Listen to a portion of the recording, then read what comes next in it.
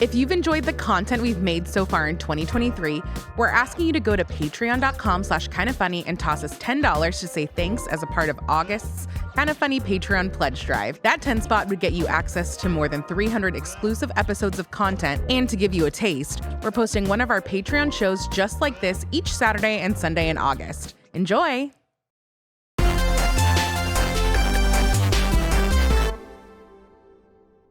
What's up, everybody? Welcome to Remember Blank, the show where me, Barrett, and Tim remember our favorite and sometimes least favorite video game memories alongside you.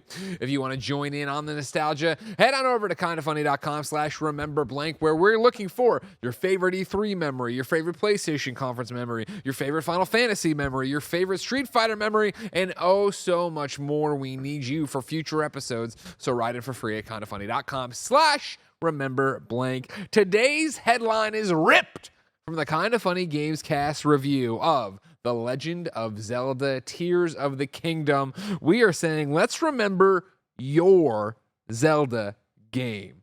There's always one that I leave open to interpretation, Tim. So when I say, Tim, tell me about your Zelda game, what do you do? I love that question. I love being on the show. My very first time. What an idiot, jackass. Bye, Barrett. Thanks for joining us. Last time. Thank you, Barrett. You're an audio looking okay listener. right now, Tim has spilled LaCroix on the table. But it's okay. It's nicely congealing in this little area here. Thank you so much. It is not running to the hills. Sitting right there. You know, this leads into Wind Waker, a lot of water. But no, Wind Waker's not my answer. Not my answer. Okay. My answer, when you asked that, my first gut instinct is probably not what you'd expect. Thank you. I honestly have no idea. I have no guess from you on what this is going to be. The Oracle games. Oracle Season and such? Yes, I would say that those are my Zelda. They were really the first one that I got into, because I think that Pokemon kind of eased me into the understanding of that type of game. Because when we were little kids, Kevin and I really first got into video games because his mom would take us to garage sales, and we would. Growing up in the 90s, it was the best time to get into video games, because all the people with the NES were moving on to college and stuff and getting rid of it. So we both scored massively by being able to get an NES with just every game in the catalog to be able to play. And popping in, of course, there was something tantalizing about those gold cartridges. You see them, they stood out so much. You're like, yo, this is awesome. Let's try out Legend of Zelda. And immediately we're overwhelmed. There was words. There was wasn't action heavy as you jump straight into it. Yeah, kind of a lack of direction, especially with the first one. Even the second one, the platforming stuff felt a bit more familiar, but it was very, very open in a way that was intimidating. So Zelda I kind of put on the back burner, but because of playing Pokemon on the Game Boy, I was like, oh, I'm into this.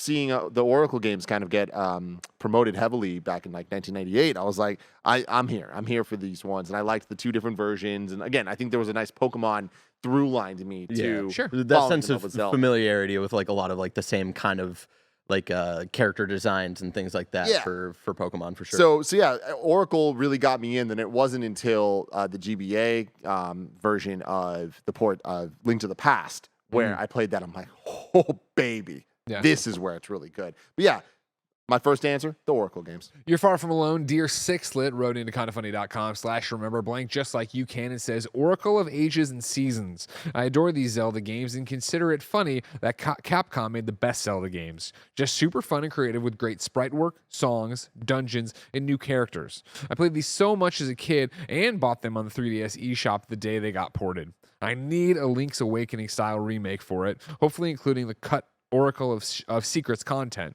They are just charming and delightfully underplayed Zelda games. Frankfurter agrees and says, The Legend of Zelda, Oracle of Ages/Seasons. I never finished the game when I had it back when I was a kid. However, I loved getting lost in that game. I even had a choose your own adventure book based off the game. It holds a special place in my heart. Hell yeah. Hell yeah. Barrett, when I ask you to tell me about your Zelda game, what do you say? I don't think I have an answer. I've been cool. Kind of thinking about this last night because I think this is also my first time like officially on Remember Blank and not just part of the background there. And so I was thinking about this last night, and I don't think I have like one answer because I heavily associate certain games with like different parts of my life. Sure. Right, and so it's hard to just choose one. Shout out to one of my earliest memories of getting the see-through green N64 with VK64 for Christmas, and like because I got that in 2000, I already had like a wide breadth of library to play from. Wild. Right? Yeah, it was wild content. And so like I heavily associate like the early days of like Ocarina of Time, playing Link to the Past with my babysitter, and then like. Yeah, I would say like the kind of gap for me is like I never owned a GameCube, but I remember like playing through Wind Waker at like a friend's house like over a period of like weeks or months or whatever it was. And then like I remember in high school playing Skyward Sword and like borrowing a friend's Wii to play through Skyward Sword, and like that sticks out to me because that was the first time I was ever playing through a game, and I was like, I need to look up reviews for this because I'm not vibing with this game at all. And then to see all the like the 10s and like all of the praise for this game, and I felt like I was the weird one. I was the weirdo. Yeah, you're the outlier. And then coming back to the franchise in 2013, maybe 2014 for A Link Between Worlds on the 3DS, and that felt like the kind of moment of like kind of recapturing my love for the series. And then Breath of the Wild was the first Zelda game to come out when I was in the industry. Like I was 5 months at IGN, and so I heavily associate like that era of my life with Breath of the Wild. And then Skyward Sword, weirdly, like again when I did Zelda in review, right, that was the first game that I played for that because I wanted to do in the weird complicated timeline order, and that's Skyward Sword kind of starts it all off, right? And to kind of go back to Skyward Sword after like almost a decade and fall in love with it for different reasons. Like I still had like my qualms with like gameplay and design and things, but appreciating more of the story and the lore and the characters. And so it's just like a weird, like I don't know if I have like just one game that I could identify as my Zelda game, just because the franchise has lived as a whole throughout my entire life in different phases. But shout out to the Link to the Past comic that I had for the longest time. I think I still have it at home. And it's like for the longest time, that was like my Zelda thing. Like I loved reading that thing back to back, and it was weird and goofy. And I think Link's personality, because they made him a non-silent protagonist, it's like somewhere in between of like what you think is like cool Link and like the CDI game Link. But I like adored that just for like the art and all that stuff. And there was a point where like I liked reading that more than like playing some of the games. And I don't know, it's a complicated answer, Greggy. I love that there is a complicated answer. For me, it's easily Ocarina of Time, and it's because of course I was a Sega kid, right? I think my Zelda knowledge before that was probably limited to seeing occasionally on shows. I remember like, back in my day, there'd be the TV show where the kids had to play through stuff fast on TV. I remember that's where I learned about Mega Man. That's where I did all the stuff. I don't think it was Dick Arcade. It was syndicated on like WFLD Chicago, Fox 32. I was catching kids playing Mega Man or whatever the hell these competitions were at the time. And so, I remember being at my cousin's house. I came over to visit when we must have been like 5, 6, 7, somewhere in there. And, my older cousin was like, I got there and he was like, hey, hi, bye, I'm leaving. And my younger cousin was like, don't you want to hang out? Like, Greg's never here or whatever. And he's like, he picked up the gold cartridge for his Zelda NES, and he's like, whatever, Brandon next door has a Game Genie. Don't you want to see this game get beaten? And he left. And he was like, we're finally going to get revenge on this game and beat this game. Love that. And so you jump to, N64. I was in high school. N64 was the fun machine. I think at this point I already bought mine and was, playing No Mercy, or WCW, NWO Revenge probably at the time.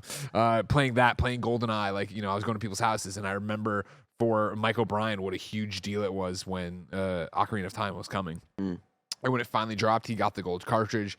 We'd go over there on Fridays to watch wrestling and eat Sir Nick's pizza and party or whatever. And party is like, you did as like getting dropped off by your mom and then eventually driving over there. And I remember like there just being this huge argument between Mike and Jay all the time about if it was Ganondorf or Ganondorf. Love and, that. And they went back and That's forth. Zelda, dude. Kakariko Yeah. or Kakarot. And it was Like like Jay, like, Ganon, Aghanim, Ganondorf, Ganondorf, come over here and do this, Ganondorf. He's like, you're an idiot, like that. That's great. But I remember watching it and talking some vague shit to it or whatever, and like never really doing it. And I remember like a Blockbuster was closing because even then Blockbusters were closing, and I went to a sale and they were selling all these games, the loose cartridges, and they had a whole bunch of the gold Ocarina of Times, and I didn't buy it. And I told Mike, and he's like, "You're a fucking idiot. Like you're gonna regret that decision." He was. And so at the end of that school year, I was getting ready to take the ACT. And Shout he out was to like, the ACT. shout out to the ACT and all these fucking Not the worthless SAT, tests. but the ACT. Take them both. Why not? Mike's like, listen, you're going to love this game. Just try it. And he gave me the cartridge and the guide or whatever they had for it. And I was like, okay. And it was that thing where I started it the night before the ACTs and I played it to like 3 a.m. You know what I mean? Like not the smartest decision, but I was so enamored with the game. Yeah. And like that was my Zelda. That was my first time learning any of this. And like, I think it's so funny to play Zelda's now, and it is like, okay, you're Link and you're this, so you're the fairyless boy or whatever. They're always, they're building on it, but for it to be fresh and me to know none of it, like they know nothing about it, like that was such an awesome way to jump in. And like, the other story I've told before I know, but I actually don't talk about Zelda, I feel, as much as I talk about everything else. Was always going to be that I was in English class in high school. They were like, you have to write we're doing sample college essays. You have to write an essay comparing and contrasting 2 different time periods. And they gave you the list of books you could use. And I had read none of those books, but I had played Ocarina of Time. And so sure as shit, I wrote this essay about like what it was like to go there as young Link, get the Master Sword, right, pull it out, come out and have it of the Temple of Time, right, and have it be all the zombie mummy people and all that stuff. And like The Redeads. I got to be on it. Like, he was like, listen, you need to read more books, but this is really well done. And you run like That's great. That's that into Majora's Mask, right, which was awesome. Like for me, again, never having played a Zelda, like, oh, cool, we're getting a sequel to this Link. I didn't really understand it, but I was like so into it because it was my Link, and like, what a time to be alive. It's funny you say that, and Barrett, you bringing up the Link to the Past comic book of like that kind of being your Zelda thing. Like, so with Oracle of Ages and all that and Seasons, I got so into it, and I loved Zelda. At that point, I was like, I want more. But like, it's not today where you couldn't just like, oh, I want to play an old game, and you just play the old game. Right. And even going back to the old NES ones, I still didn't love them. I still was like, oh, this is not what I'm expecting from the experience. And I didn't have access to Ocarina. My best friend Curry, and it was one of his Final Fantasy VII and Ocarina were like his favorite games ever. Great taste. And I just had never played it. I didn't get to play Ocarina really until in the lead up to Wind Waker. There was if you pre-ordered Wind Waker, you got a promotional disc that had Zelda 1, 2, Ocarina, and Master Quest? Master Quest, yeah. I remember that. And so that was like my first time really playing that. But so before then, I remember in the lead up to Majora's Mask, I would every single EGM or Nintendo Power about Majora's Mask, I would read every single detail, even though I had not even played Ocarina yet. And I wasn't going to be able to play Majora's Mask because I didn't have an expansion pack for my N64. So like I didn't play Majora's. You needed to get that see-through green N64 that came with it. Exactly. Yeah. But there was just something about Majora's Mask that was so cool. Like the purple, the darkness Very of it. creepy. The design of that mask is awesome. I was obsessed with drawing Majora's Skull Kid and all that when I was a little kid, and I hadn't even played the game. So then Wind Waker, as that was coming out, I was really excited for it, and I played through it, and I loved it. Yeah. But there was something about it, like because of the tenor of how everyone was talking about the game at launch, it didn't feel that special. It didn't feel like what we wanted. Yeah, and that's why with me being so young at the time, I'm not fucking paying attention to what everybody else is saying. Like I don't even know if at the time I really knew anybody outside of my friend who had the GameCube that really talked about Zelda, because I remember it was the first time I played Wind Waker wasn't at his house. It was at a Toys R Us with the video demo game station. section. So it was and the demo from Wind Waker. The demo, and you got to sneak around. And I remember just being like head over heels immediately for the art style, Toon Link, the creepy I love the design, the fucking awesome design of I forget what that temple is, but when you have to go there for the first time and you don't have the sword or anything, you feel so powerless. And anytime one of the bokoblins sees you, it's like immediately like you're getting captured and kicked off. And then when you come back later and you all powered up and you're just like breezing through it, it's like one of the coolest things. And so like I remember getting to that part for the first time I played Wind Waker, like after playing the demo and playing it at my friend's house, but I never remember like fully beating it like that. Like everything probably past the second time you go there was all new to me when I like went back to it in Zelda in review. Yeah, Wind Waker again was like, the build up to it, right? It's the next one after the N64 ones that I fell in love with, right? And my Wind Waker memory is I also don't remember the scuttlebutt around. I don't think I was. It's weird because I was reading EGM, obviously. I was online, but I guess I wasn't on like forums and message boards to really get the audience's take as much as like, oh, like whatever Shu thinks of this is, whatever. And so maybe there was respectful debate there, but I thought it looked cool. And again, I had no attachment to the series. This is my third game in it. Like, what's up? What's going on? This seems neat. And what my memory for that will always be is that I had my TV in college in my room, obviously, and then we had a common space where we'd play kart and we'd play Toadstool Tour and play everything out there or whatever. But like that, I had bought my own GameCube for Metal Gear Solid Twin Snakes and then, RE and stuff like that. So I had it in the room, and when I got Wind Waker, that was like when all the antlers, like who were just like coming by to get a beer or do whatever, but they would pile into my room and just watch. It was like the first theater like Let's Play experience I had for me, where it was that I would just sit there and play. And I remember Greg Stotler sitting there drinking a beer and be like, "Oh my god, like how are you doing? What is this puzzle? Well, do this and turn that and do that." And like I was like, "This is so fucking cool." Yeah, man. It's funny because like I was when Wind Waker was coming out, it must have been like 10, 11, 12, somewhere around there, and that was when I was like addicted to EGM and like reading everything and being on GameFAQs, being on forums and stuff. And EGM, like they had a fairly anti-GameCube slant, I would say, for a while. And like a lot of the opinion I had about the potential of Wind Waker was led by what other people were saying, as opposed to getting my own hands on it. And again, I ended up really enjoying the game when I played it, but it always felt, because of the conversation, like it was lesser than, like it didn't matter as much, which we all now know is silly looking back. Of course, but so good. Because of all that, that meant that for me being more like 13 to 16 in the lead up to Twilight Princess, like going back to your question of Greg or Tim, what is your Zelda game? It's like, it is Oracle of Ages and Seasons in terms of what actually got me into the franchise. Twilight Princess is my game in the sense of like every piece of information. I was scouring the screenshots, reading every single thing. There wasn't breakdowns to watch, but I would have watched them all. Every gameplay clip that was released, I watched 1,000 times. My desktop wallpaper was the art of Wolf Link and Link. Like I was obsessed with Twilight Princess and the lead into cool that. Game. Very cool game. That was an amazing time. You know what I mean? The build up, and it was going to be the Wii version, right? Like it's going to be this new console. It's going to be this new thing. This is like, I am not professionally covering video games, but I am kind of. This is after the Tribune had given me my video game column and blog, so I was covering the Wii, and it was a big deal. And so the build up to that, like again, coming off of, 3 for 3 amazing Zelda games. I can't fucking wait. Yada yada yada. And I remember, Twilight Princess. I don't remember fondly. I don't remember negatively. It just didn't hit the way the last 3 had done. Yeah. My Twilight Princess memories are, of course, the Wii getting it, thinking it would be what would be played every day, when in reality it was Wii Sports, because it was like, what the fuck is this? And everyone in the house, everybody wanted to do it, right?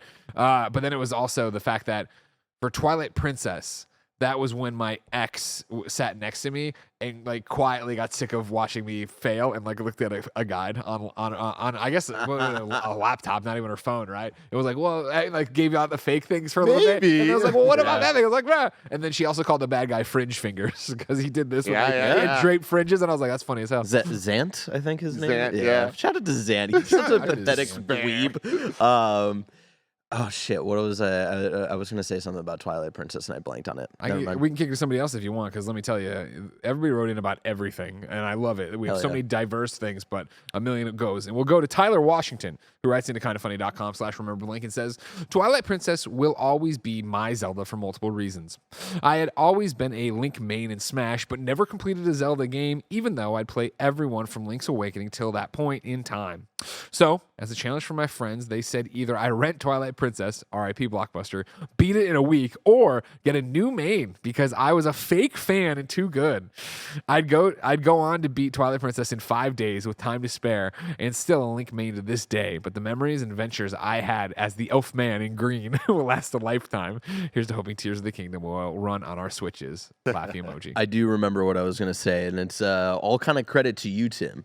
Of kind of the road that got me down to in review eventually was, I remember because in the first couple months of me being here at Kinda Funny, you shared a video, probably on like Internet Explorers or something, from Good Blood. And it was a video breakdown of why Ocarina of Time is the saddest Zelda game. And it was Very up your alley. yes, but it was really On brand. yeah, it was really that video that got me into the lore of everything more so than I'd ever like really been into. Like I liked the separate stories and little teases here and there of like how games connect, but it was really of like watching that Good Blood video, really like diving deep into like the really just dark things that Ocarina kind of covers, but is like a little bit more of the subtext, really. And then that eventually got me down the rabbit hole of watching YouTubers like Zeltic and becoming super obsessed with lore, and then like finding all of these like really vague like Easter eggs in Breath of the Wild, like shouting out like all of these different games. So it was like that really like led me down to like just being obsessed with how all the games interconnect in the timeline, which led to in review. So it's your fault. It is my fault. It's your fault. I Love made it. that 4-hour video. I love it. Everyone should go check that out if you want more Zelda stuff, more hype leading into Tears of the Kingdom. Yeah, if you it like been 4 this is gonna hours. be the slowest fucking week imaginable. So yeah, like kill 4 hours there. Ben M writes in about Twilight Princess, and I thought this was a sweet one. It's not even really the game, but the fact that I would get stuck on a puzzle and I would explain it to my mom, and somehow she would always help me solve the puzzle. Love it. Shout out to Mom for always put up Hell yeah. our ramblings. I love that idea. That is great. You know, there is something about Zelda that I was saying earlier that I was too young to really understand the first ones, but like I think Zelda is a great family game in a lot of ways, where for like sure. being able to play with adults and them kind of helping out, and like you get to have fun, but then it becomes a communal experience. Like I know a lot of people that like Curran really bonded with his older sisters because they kind of like helped him play through Ocarina for the Sure. first time. And I know a lot of people with those stories, and like that's not a necessarily unique thing to Zelda, but in the same way you're saying like everyone's writing in about every game, like Zelda has been around for so long, like since essentially the dawn of video games as we know them now. And there's been important revolutionary entries every couple years, and that revolution means something to every generation in a different way. Where flash forward 10 years, like people are going to be talking about Tears of the Kingdom and Breath of the Wild in the same way we're talking about Sure. Ocarina and Link to the Past, and Yeah. they're probably going to be talking about like whatever other weird ones end up What's what- coming out. It's what makes it special, right? I think, and it is the fact that it's always going to start the same way, give or take. I'm not trying to. It's not like I'm insulting the franchise, but it starts the same way, and then it is this grand adventure, right? Of saving the princess, stopping the ultimate evil. There's going to be puzzles. There's going to be dungeons. There's going to be cool stories, and like it ebbs and flows into what that looks like and how that works and where you go. But you're still going to have those moments, right? I think of Zelda has wow moments that always stand out, right? Like for me, of course, it's a tired one, I think, for everybody who played it. But when you opened up into Hyrule Field and Ocarina, right? And you're like, what the fuck? chills. And it's just in front of you, right? Yep. And that way out. In the same way of Breath of the Wild, when it was you jump off the plateau and you're there, or first time you find the divine beasts, these giant things lumbering through the world, and you're going to go in there and fight again. My first chill for Breath of the Wild, because I was at IGN. I remember like I didn't have a code. Like I think at the time, like Nintendo sent IGN 3 codes for Breath of the Wild. One was the reviewer, one was guides, one was I think for the gameplay team. But I wasn't the one on the gameplay team actually like playing the game, recording clips.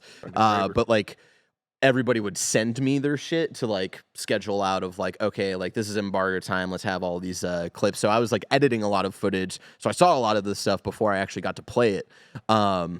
And so like that first like major hour or so, like when you're on the Great Plateau, I was like, okay, this is cool, but I've like seen this a little bit before and all that stuff. So the big moment for me personally, when I finally got to play Breath of the Wild, is when when you go past the dueling peaks, and then you hear like the remix of Epona's song, and then you find the horse stable, because I had not seen that in any gameplay that I had edited, and that was like holy fuck, this is awesome. Love it. I'll never get that memory out of my head. And then to talk about family a little bit, like my dad's not like a huge like gamer, but he is always like he's a Nintendo kid essentially, and like he was a late bloomer when it came to Zelda, because he was more into like the fun collectathon 3D platformers, DK64, Mario 64, all of that. But outside of Link to the Past, like he didn't really get into the other Zelda games until probably like I was already living here and in high school, and like him and I would like be on phone calls every once in a while, and he's like, "Hey, do you know how to get this this chest that I'm trying to figure out?"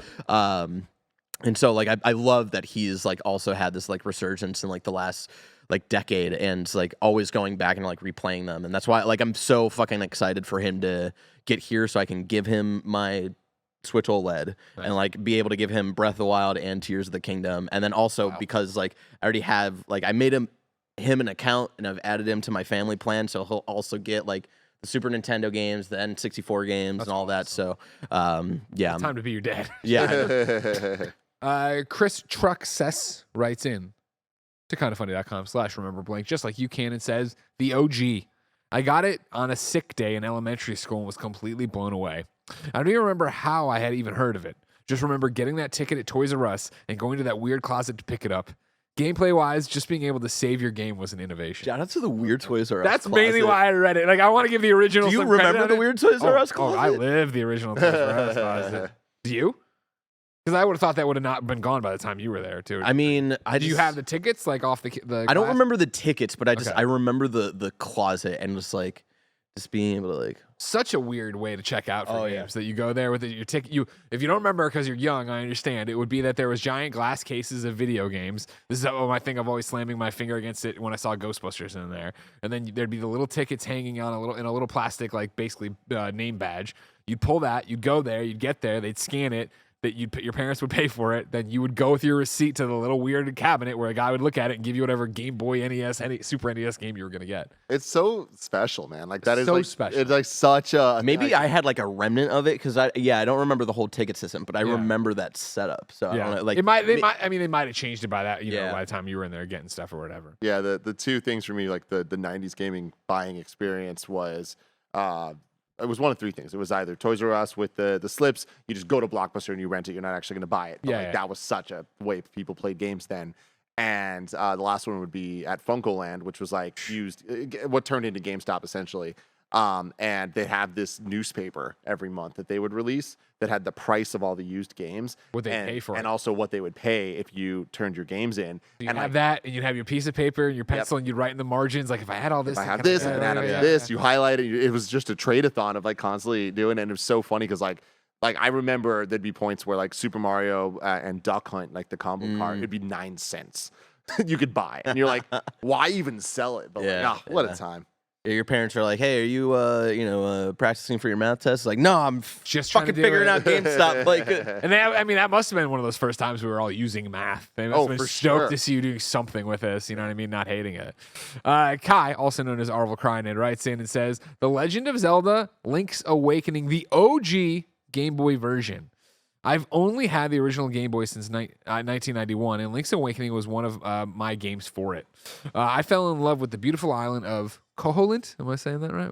Is that right? Zelda, baby. yeah. And its magical wonders and Ganondorf. beautiful melodies. Looking at You, the Ballad of the Windfish, one of the most beautiful chiptune pieces of music of all time. Oh, yeah. Back in the day, we had this free magazine called Club Nintendo here in Germany, which I think was basically a German version of Nintendo Power. I think it was monthly or bi-monthly magazine, and they had regular walkthroughs in their magazines long before there were IGN guides or YouTube walkthroughs. Anyway, once Link's Awakening came out, they printed the maps of Koholint piece by piece. So at some point, I took all the magazines with me to some local shop with a copy printer, made a copy of all the sub-maps, and pasted them together in one large piece of They're scrap looking paper. like Charlie Day, Right? right? Well, at that point, Photoshop was still something from the future, and some of the copied maps were not scaled correctly towards each other, and so the stitched panorama was not well aligned. But I had it then, the beautiful map of Koholint in its entire glory. I think I was 14 at the time, but I was quite happy about this. Now, 30 years later, it's actually quite funny because there are dozens of sellers who sell Koholint maps or posters on canvas screens at Etsy. I never had this kind of connection to any other Zelda game. Therefore, this is my Zelda game. Video games are cool, man. Love Very it. cool. Yeah, of course. It's going to be interesting to see, like you're talking about, not even if, when in 10, 20 years later, whoever's doing Kinda Funny content and has grown up listening to Barrett talk will be the old Ben man Jr. now. Yeah, Ben Jr. Ben's already had a son. And they're talking about, Tears of the Kingdom was my Zelda game. You know, my dad, Ben. Yeah. the 19-month-old got it and showed it to me and did all this stuff. And video games are cool. This is what I love so much about sitting there and talking about all this stuff. Yeah. And I hope you like talking about it too, ladies and gentlemen. Remember, of course, this is Remember Blank. It doesn't exist without you. We are looking for you to remember Final Fantasy, you to remember Street Fighter, you to remember E3, PlayStation Conference, Xbox. I have a whole bunch of new questions up on Remember Blank. If you go to KindaFunny.com/Remember Blank, it is free to submit to. But of course, this is a Patreon exclusive show. So even if it was paid, you'd be there anyway. We love you. We thank you for support. Remember, of course, if embargoes have timed out, right, the Games Cast review of Tears of the Kingdom is up right now. Go check it out. Share it with your friends. And of course, stay tuned for this crazy summer game fest. I have an email here that's going to break Tim's heart when I tell him about it afterwards. No! It's one of those things, though. That's great news. We won't be in town yet. We won't be in town yet for that one. But it's also one of those where I think you might be crazy enough to try to make it work. We'll talk about it. Ladies and gentlemen, this has been Remember Blank. Like I said, KindaFunny.com/Remember Blank to be part of the show. Until next time, it's been our pleasure to serve you.